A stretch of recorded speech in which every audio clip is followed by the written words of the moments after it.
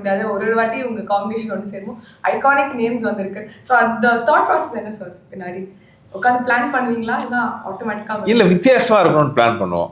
அது அண்ணன் அவரோட ஐடியாவோட வருவார், உட்காந்து பேசி ஏன்னா ஒரு கேரக்டர் சீன்கிறது ரெண்டாவது, ஹியூமர்னு வரும்போது அந்த கேரக்டரோட லுக்கு. இப்போ நீங்கள் கேங்கர்ஸில் பார்த்தீங்கன்னா அந்த லுக்கே பாருங்கள், அவ்வளோ சூப்பராக இருக்கும்.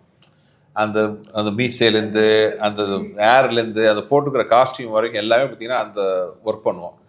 So first impression is best impression. First இம்ப்ரெஷன்னா ஒன்று லுக்கு, இன்னொன்று பேர். அதுக்கப்புறம் தான் இது ஒரு கைப்புள்ள, ஒரு வீரபாகு, ஒரு வக்கீல் வெடிமுத்து, அந்த மாதிரி இதில் பிடி மாஸ்டர் சிங்காரம்.